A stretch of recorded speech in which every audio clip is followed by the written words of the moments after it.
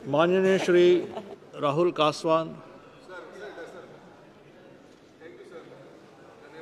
महोदय, मेरा आपसे कहना है सर कि फरवरी 2025 की 28 तारीख को राजस्थान के नॉर्थ वेस्ट पार्ट के ऊपर बहुत ज़बरदस्त ओलावृष्टि हुई। किसानों की सर फसल बिल्कुल तबाह हो गई। बहुत ऐसी ओलावृष्टि सालों साल में देखने को नहीं मिली। मेरे क्षेत्र के अंदर सर राजगढ़ तहसील के अंदर, तारानगर में, भानीपुरा में, नौहर में बहुत बुरा नुकसान किसानों को हुआ।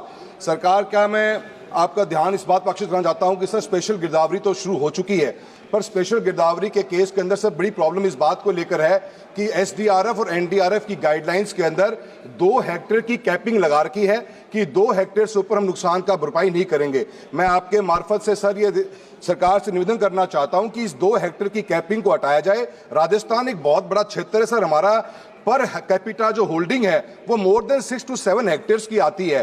तो मेरा आपके मार्फत से सर ये निवेदन कहेगा कि एसडीआरएफ की गाइडलाइंस को 2 हेक्टेयर से हटाकर कंप्लीट किसानों को मुआवजा दिया जाए। ए सर, बी हम मिनिमम जो नुकसान देते हैं एसडीआरएफ और एनडीआरएफ में वो 17,000 रुपीज पर हेक्टेयर देते हैं सर। एक किसान के फसल 1-1 लाख रुपए की होती है सर हेक्टेयर के अंदर। और हमारा सर राजस्थान का क्षेत्र, हम मौसम आधारित वर्षा के भरोसे ही खेती करते हैं। तो मेरे आपसे निवेदन रहेगा कि एसडीआरएफ और एनडीआरएफ की गाइडलाइंस में 2 चेंजेस किए जाएं।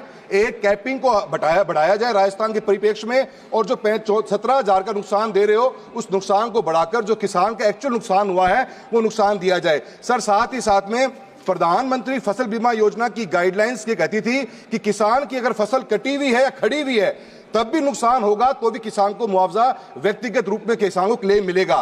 पर 2023 के अंदर प्रधानमंत्री फसल बीमा योजनाओं की गाइडलाइंस में चेंज कर दिया गया। अब सर खड़ी हुई फसल को हम उसके इंडिविजुअल लॉस में काउंट नहीं करते हैं। तो मैं सरकार से निवेदन करूंगा पीएमएफबीआई की गाइडलाइंस को दोबारा से रिवाइज किया जाए और किसान की फसल खड़ी भी है और ओलावृष्टि के कारण नुकसान हुआ है तो उसका भी उसको मुआवजा दिया जाए, क्लेम दिया जाए, ताकि किसानों को उसका फायदा मिल सके।